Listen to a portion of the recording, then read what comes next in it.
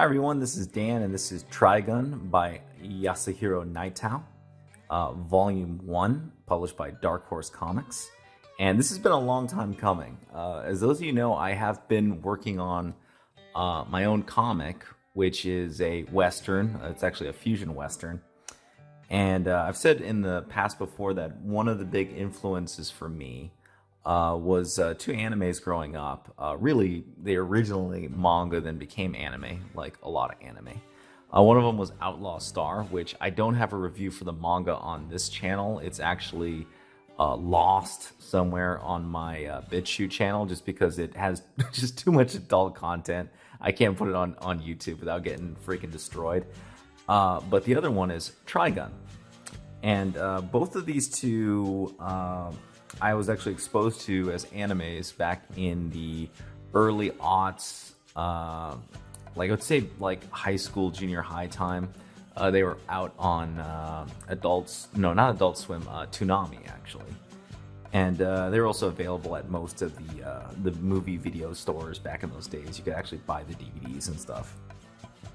But this manga has a very interesting story in that it was actually not very popular in Japan. And because it lacked a lot of popularity, a lot of people weren't really buying it or reading it that much, it was published very irregularly. Typically when a manga is very popular, it has a very regular publishing schedule. And so you'll see the volumes kind of stack up and be very consistent. Similar to many other manga series that I've shown here, you know, One Piece, Bleach, Naruto, etc., right? But Trigun has this one really big volume here, kind of odd shaped. It's not actually a omnibus, it's just a sort of collection of his publication. And then another big number 2 volume, and then it goes to a series called Trigun Maximum. Almost basically gets pseudo rebooted after 2 volumes, and then Maximum continues on. And then if you search around, you can actually find a lot of short stories and other sort of side stories that Nightow does on this series.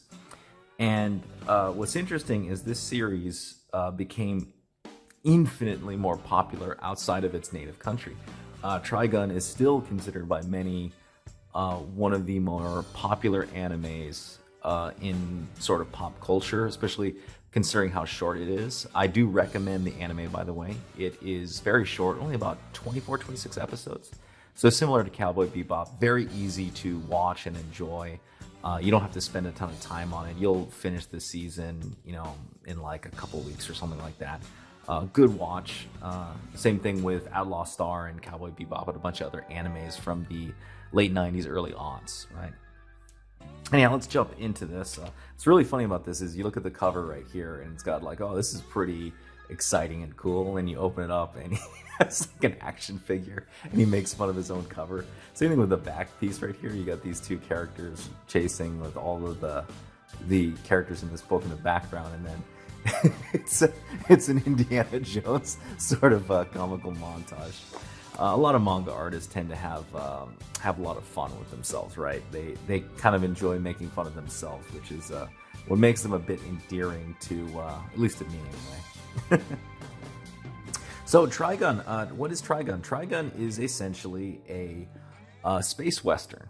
So it's set in a fictional timeline where people have left Earth on, you know, it's not really, you know, sure whether this is like in our world or some other sort of timeline or world or whatnot, but all you need to know is humanity has fallen on this desert planet, you know, with advanced technology, but at the same time, their technology is barely good enough to help them survive on this world, and it almost and as a result, the world, which is a desert world, tends to give the vibe of a Western, right? A little bit, the setting's a little bit, you know, somewhat questionable in some areas in that it's the feel of a Western, yet there's a lot of high sci-fi going on here in the background. Of course, you have the titular character here, well, not titular, name's not after him, but this is Vash the Stampede. You know, age 24, you know, a pacifist, the 60 billion double dollar man, right? It's a lot of Japanese thing here, kind of taking taking like American things and then changing them, right? So Nightow's art style is interesting. He's very detailed, but he's also, so very, very manga, right? The characters are very stylized and caricatures. They're not really anatomically correct at all.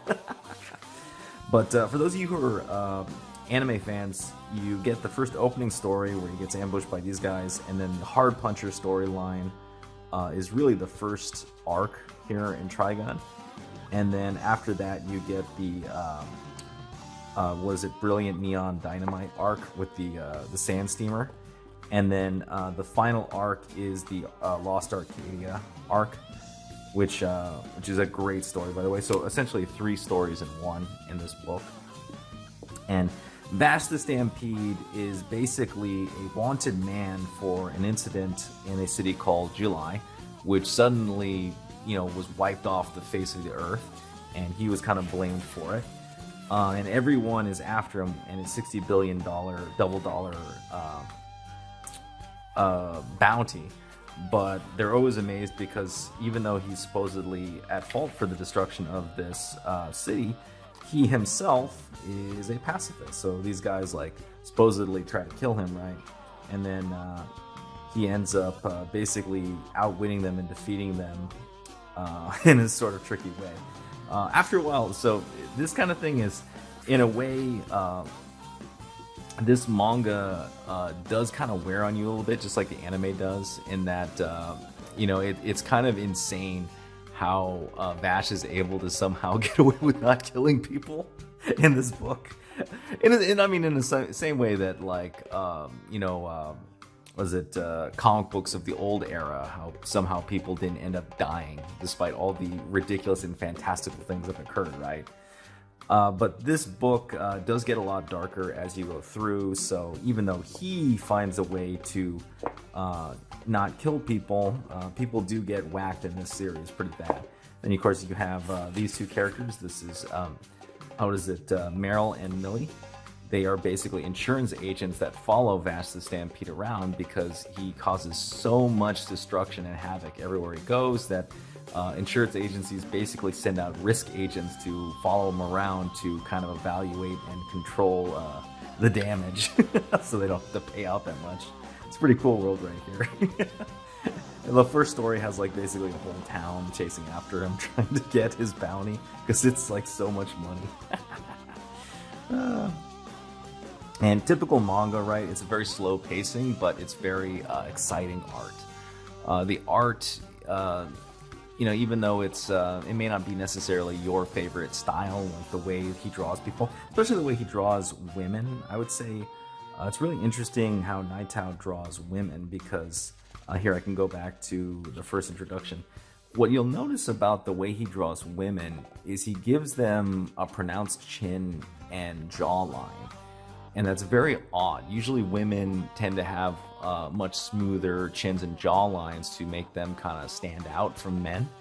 But for some reason, Nightow just likes to draw women in the same way that he draws his men. He does keep the anatomy more in line with women, but when in terms of their facial features, the only real difference is the sort of anime, Japanese big eyes, right? He makes the women's eyes bigger than men's eyes. Right, and that's pretty common in the Japanese art style. So really cool. One aspect about Trigun that I really like is the imagination, right? Look, you have these great sand steamers, right? And they're basically the equivalent of what trains would be in the Wild Wild West, right? Since this is Western inspired.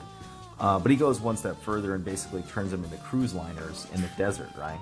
So a whole bunch of people can be on this cruise liner, and they end up getting attacked by this guy, Brilliant Neon Dynamite, who's a pretty interesting character. Bad guy, obviously, but you get a really interesting storyline here with the Sand Steamer, with Vash and the insurance agents basically having to deal with these with the Badlands gang taking over it. Really cool story. And then in the second story, which is more of the tearjerker story, which is Little Arcadia, you get the story of a family who basically is trying to protect their land from getting the deed to their property getting forcibly removed by a corrupt person.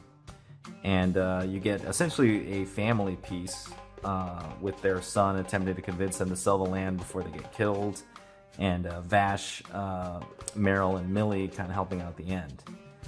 Typical sort of Western plot, right? The deed to a plot of land being the center of what people are after, but having much more of a commentary on sort of human relationships. And those are the three stories that really make up Trigun, the first volume right here. So for the anime fans, the difference is the manga is a little more dark, and there's a little more, I would say, uncensored things here and there that clearly are toned down dramatically in the anime, probably for good reason if you end up picking it up. And if you like the anime, I definitely recommend the manga. It's good stuff. It will feel a little different, especially in the art style, just because Nightow's art style here, especially since this is like early career stuff, it does kind of move around a lot. And you can see he's very much inspired by like his predecessors from the late 80s. So there's a lot of influence from Otomo and a lot of influence from Masamune Shirow in Nightow's work. I do like his inking a lot. His inking is very, very good. And he tends to have a very sort of clean way of using zipatone, which I think, you know, later artists you can kind of see the influence of some of the mangakas, how they kind of slowly transgress from the late 80s successes to the juggernaut, you know, 90s and aughts when manga just exploded everywhere. My overall feelings on this manga collection, this particular one, it's good. It is actually difficult to get this. And I actually have this through sort of family connections. This is how I'm able to do this review. Just family members who've had this for a long time ago. You go on eBay, it can be hard to actually get this for cheap. And I don't actually know if Dark Horse is still printing this stuff. It's kind of interesting how difficult it is to get a copy of this manga nowadays. But I think if you troll around eBay, you might be able to find a copy. You just might not be able to find it for this price anymore. Unfortunately, that's been the case of a lot of manga. Normally, manga is usually cheaper than MSRP, just because they all print this in the same place, either Canada or China or whatever. And it's just black and white, paperbacks, right? So it should be very cheap, but lately they haven't been able to print enough of them lately, or there's been like logistic issues, and people have just been buying manga like nobody's business. Like, I'm amazed at how expensive some volumes have been getting just because of the supply-demand issues for printed copies lately. But yeah, no, this is fantastic. If you like the anime, you will like the manga. Great read, very fun, action-packed, very imaginative. And when I think of, sort of the foreigner's interpretation of the Western, right? Trigun is obviously very Japanese. There's a lot of Japanese stuff, Japanese references, Japanese techniques to storytelling and art and all the other stuff. But what is interesting about this book is how a lot of the stories ultimately have their inspiration in classic Western stories, right? The misunderstood outlaw, the train heist, gone awry, the family, trying to protect their plot of land and their deed from an unscrupulous sort of bad guy, right?